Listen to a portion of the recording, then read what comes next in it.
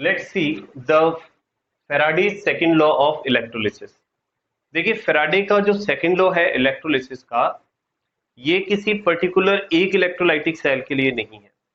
ये लॉ हम अप्लाई करते हैं अगर हमारे पास में दो या दो से ज्यादा इलेक्ट्रोलाइटिक सेल आपस में एक सीरीज कॉम्बिनेशन के अंदर कनेक्टेड है, तो उस समय उनके इलेक्ट्रोड्स पर जो सब्सटेंस डिपॉजिट होगा, ठीक है, उनके मास का रेशियो जो है वो क्या होगा, ये हमें सेकंड लॉ ऑफ इलेक्ट्रोलिसिस बताता है। ठीक है, तो एक बार इसकी डेफिनेशन देखते हैं, फिर इसको एक एग्जांपल की हेल्प से समझने की कोशिश करेंगे। लेट्स सी, चलिए देखते हैं।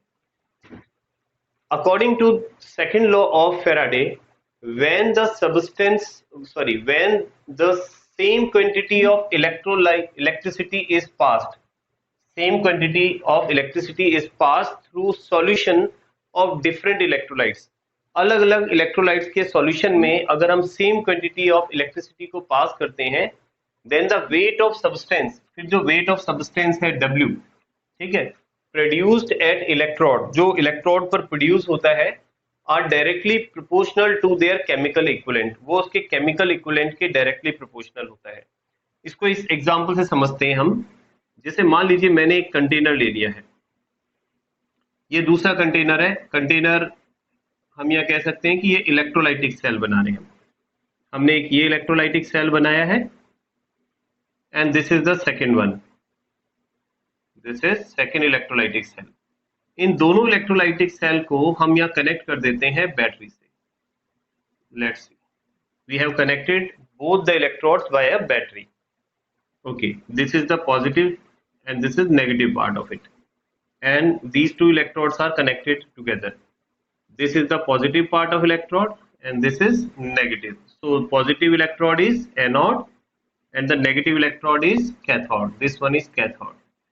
Okay, so this is positive, then this electrode is negative, this is positive and then this one is negative. अब इस कंटेनर में हमने दो अलग अलग इलेक्ट्रोलाइटिक सॉल्यूशन लिए हैं। जैसा हम यहाँ देख सकते हैं, यहाँ कहा गया है आपको,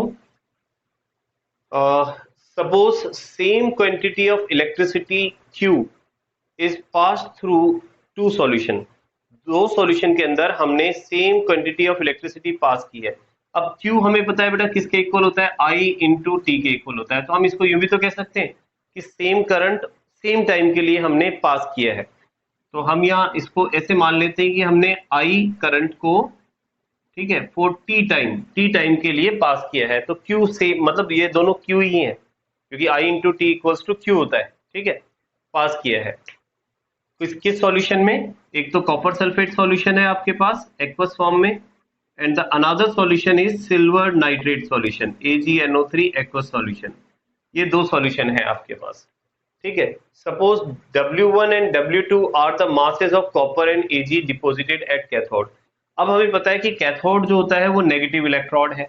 ठीक है, अब इसके अंदर अगर हम बात करें तो इसके अंदर पॉजिटिव आयन कौन सा है, Cu2+, इसमें पॉजिटिव आयन कौन सा है, Ag+। अब Cu2+ कहाँ डिपोजिट होगा, नेगेटिव इलेक्ट्रोड पर, इसके ऊपर डिपोजिट होगा।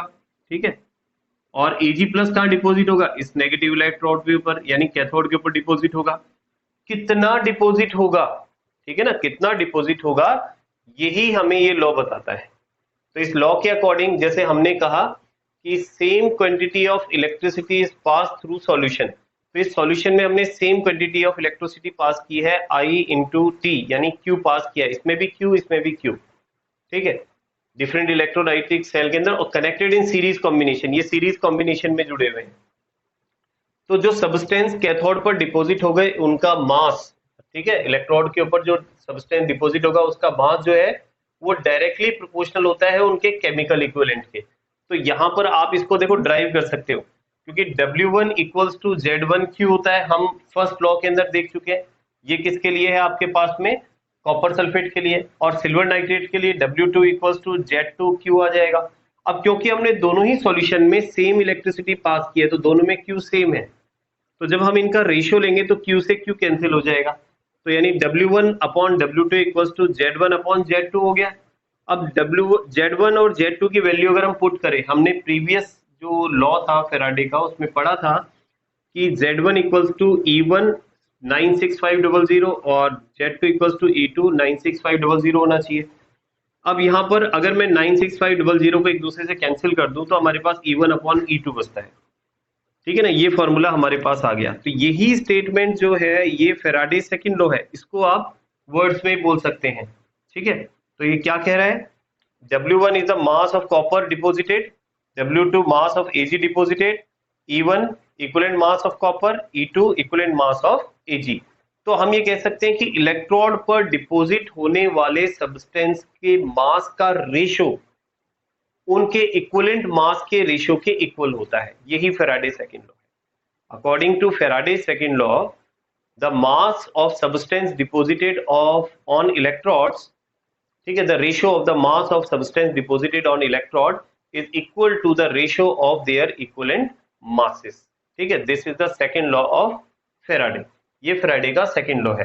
ठीक है ना, तो यहाँ पर Cu जितना डिपॉजिट होगा, Ag जितना डिपॉजिट होगा, उसका मास उनके इक्विवेलेंट मास के रेशियो के बराबर होगा। तो इसको सॉल्व करने के लिए आपको कॉपर का इक्विवेलेंट मास पता होना चाहिए और Ag का, और हमें पता है इक्विवेलेंट मास किसके इक्वल होता है, मॉलिक्यूलर मास या मोलर मास अपॉन चार्ज। ठीक है ना, तो उससे ये आ जाएगा हमारे पास में। एक चीज इसमें मैं और ऐड करना चाहूंगा, देखिए इसको मैं रफ कर रहा हूं बेटा। देखिए इसका एक मॉडर्न मेथड भी है इस तरह के क्वेश्चंस को सॉल्व करने का। अब वो मॉडर्न मेथड क्या है, इस मॉडर्न मेथड में ये कहा जाता है कि मोल्स ऑफ सब्सटेंस डिपॉजिटेड, ठीक है, मॉडर्न मेथड बता रहा हूं मैं इसका, या मॉडर्न लॉ मान लें आप इसे, मॉडर्न लॉ ऑफ इलेक्ट्रोलिसिस। ठीक है, ये वैसे एग्जाम में अलग से नहीं पूछा जाता लेकिन न्यूमेरिकल सॉल्व करने में बहुत हेल्पफुल है। ठीक है, तो ये लॉ क्या कह रहा है कि मोल्स, इसको मैं थोड़ा डायरेक्ट बता देता हूं, moles of substance deposited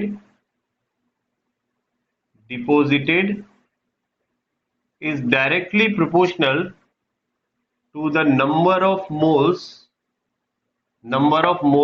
of electron exchanged। ठीक है ना, जितने number of moles of electron exchange हो रहे हैं उसके डायरेक्टली प्रोपोर्शनल होता है। इसको एक एग्जांपल से समझते हैं। देखिए, जैसे अगर आपको कहा जाए कि हम NaCl का इलेक्ट्रोलाइसिस कराते हैं और आपको पूछा जाए कि बताइए कितना Na जो है वो डिपॉजिट होगा किसी भी इलेक्ट्रोड के ऊपर, मतलब उसके जो इलेक्ट्रोड है, उसका जो कैथोड है इलेक्ट्रोलाइटिक सेल का, उसमें कितना Na डिपॉजिट होगा, तो हम कैसे फाइंड करेंगे। ठीक है, या कितने करंट की जरूरत पड़ेगी अगर हम उसका ये मान के चले 1 मोल डिपॉजिट करना चाहें। तो हमें पता है कि NaCl जो है उसमें हमारे पास Na प्लस और Cl माइनस आयन है। अब मुझे बताइए कि अगर मेरे पास ये 1 मोल Na प्लस आयन है और इसको मैं न्यूट्रल करना चाहूं तो मुझे कितने इलेक्ट्रॉन चाहिए। नेचुरल है कि मुझे 1 मोल इलेक्ट्रॉन ही चाहिए। ठीक है, तभी जब ये 1 मोल इलेक्ट्रॉन गेन करेगा तो फिर ये 1 मोल आपके पास Na बन जाएगा। और 1 मोल का मास कितना होता है बेटा, 23 ग्राम, है ना, 23 ग्राम होता है Na का मास। तो हमें अगर ये देखना है कि 1 मोल चार्ज को न्यूट्रल करने के लिए और उसको उसके मोलर मास में कन्वर्ट करने के लिए हमें कितने इलेक्ट्रॉन की जरूरत पड़ी, तो हम वो चार्ज देख सकते हैं कितनी इलेक्ट्रिसिटी की जरूरत पड़ेगी। तो यहां पर आप देखिए, चार्ज ऑन 1 मोल इलेक्ट्रॉन्स, इसको कैलकुलेट कर लें। तो 1 मोल इलेक्ट्रॉन क्या होता है, देखो 6.022 इंटू 10⁻23, ये तो 1 मोल हो गया। और एक इलेक्ट्रॉन पर चार्ज कितना होता है, 1.6 इंटू 10⁻−19 कूलम। ठीक है, दोनों को मल्टीप्लाई करते हैं। जब आप मल्टीप्लाई करेंगे तो ये वैल्यू अप्रोक्स 96487 कूलम आएगी, जिसको आप लगभग क्या लिखते हैं, 96500 कूलम लिखते हैं। ठीक है, तो ये आपके पास जो चार्ज है ना बेटा, इसी चार्ज को हम क्या बोलते हैं, 1 फेराडे कहते हैं। और ये चार्ज ध्यान रखना क्या है, this is the charge on 1 mole electron. ठीक है ना, 1 मोल इलेक्ट्रॉन का चार्ज है। तो सिंपली ये है कि जब 1 मोल इलेक्ट्रॉन एक्सचेंज हो रहे हैं तो 1 फेराडे चार्ज, ध्यान रखना, चेंज होगा। ठीक है, तो ध्यान रखना, जैसे आपसे पूछा जाए कि अभी हाँ मैं पूछता हूँ कि Na प्लस को Na में कन्वर्ट करने के लिए कितनी इलेक्ट्रिसिटी चाहिए आपको, आप बोलेंगे 1 फेराडे, ठीक है ना, क्योंकि 1 मोल इलेक्ट्रॉन गेन कर रहा है। ऐसे ही अगर आपको कहा जाए कि आपको Al3 प्लस को न्यूट्रल करना है, कितना चाहिए, कितने इलेक्ट्रॉन चाहिए, 3 इलेक्ट्रॉन, और 3 मोल इलेक्ट्रॉन के लिए क्या बोलेंगे, 3 फेराडे, तो 3 फेराडे इलेक्ट्रिसिटी चाहिए आपको। Ca2 प्लस को आपको न्यूट्रल करना है, तो कितने इलेक्ट्रॉन चाहिए, 2 मोल इलेक्ट्रॉन, चार्ज कितना होगा, 2f, मतलब 2 फेराडे, ठीक है। तो इस तरह से फेराडे में भी आप फाइंड कर सकते हैं कितना चार्ज रिक्वायर्ड होता है किसी भी सब्सटेंस को डिपॉजिट कराने के लिए, ठीक है, क्लियर है ये। तो ये फेराडे फर्स्ट और सेकंड लॉ हो गया है। इसके अलावा ये भी चीज ध्यान रखिए बेटा, इससे रिलेटेड न्यूमेरिकल भी पूछे जाते हैं, ठीक है ना। तो इससे रिलेटेड न्यूमेरिकल आपको वर्कशीट में मिल जाएंगे, डिस्क्रिप्शन बॉक्स में मिल जाएगी वर्कशीट, जिसको आपको सॉल्व करना है, ठीक है। चलिए इसको रफ कर दें और फिर आगे बढ़ेंगे नेक्स्ट टॉपिक।